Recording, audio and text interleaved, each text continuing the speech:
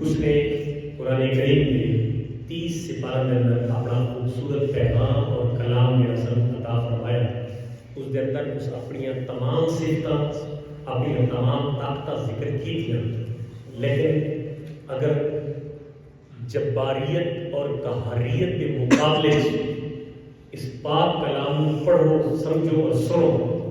تو اللہ تبارک و تعالیٰ کی جڑی رؤوفیت ہے اور رحیمیت ہے اور اس کی شان عفو ہے جڑی معافی کا جڑا اس کا مقام ہے معافی دیون کا جڑا مقام ہے وہ اس کے مقابلے کئی زیادہ مرتبہ اللہ نے قرآن ذکر فرمایا. اس کی بنیادی وجہ اس دے اندر حکمت یہ ہے کہ میرے بندے میری قہاریت تو میری جباریت تو میری سختی تو ڈرن گے، بلکہ میری شان عفو کو دیکھ کے میری شان رؤوفیت کو دیکھ کے میری شان رحیمیت کو دیکھ کے اگر زندگی کے اندر بھٹکے رہے بھول گئے خطامہ کی بستی چلے گئے تو واپس آمن میری شان عفو بھی دیکھن شان غفوریت بھی دیکھن شان رحیمیت بھی دیکھن اور شان عفو بھی دیکھ کے میری بارگاہ آمین میں انہوں خالی واپس نہ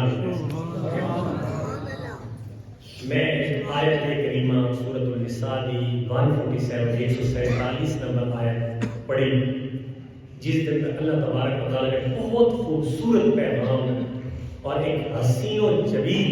اور لذت بھرا ایک تحفہ اس قوم واسطے اس امت واسطے دیا. اللہ فرماتا ہے او میٹھی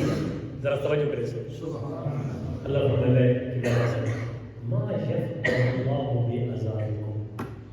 اللہ کو عذاب دے کے کیا کرے سی عذاب دے سکتا ہے اس کی شان ہے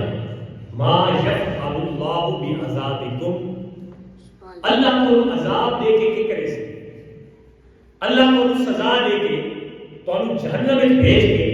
اللہ کو کیا چاہیے کہ میری مخلوق جہنمی ہوئے. اللہ تبارک و تعالیٰ کو یہ محبوب نہیں، اللہ کو یہ پسند نہیں، اللہ کی مرضی اور منشا نہیں کہ تسا دوزخی بڑھو. اللہ فرماتا ہے ما یفعل اللہ بعذابکم اللہ اگر ایسا تسا